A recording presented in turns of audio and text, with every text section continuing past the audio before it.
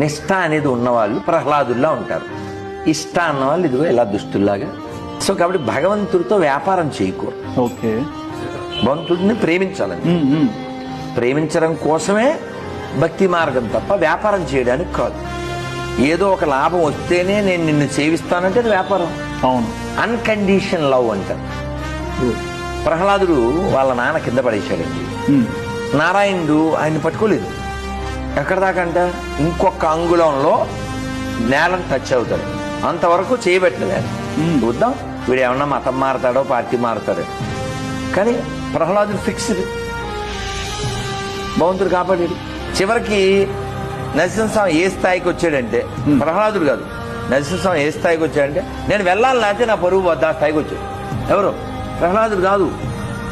వాణిని నా కొరకు రక్షింపవలయను, నేను వెళ్ళాలి, ఇప్పుడు వెళ్ళకపోతే నా ఇజ్జత్ పోద్ది. వాడు అంత భక్తి చేశాడు. ఎవరిది ఈ ఫీలింగు? నరసింహస్వామి. అలా భగవంతుడు ఫీల్ అవ్వాలి. ఓకే, మనం భక్తి చేస్తే భగవంతుడు ఫీల్ అవ్వాలి.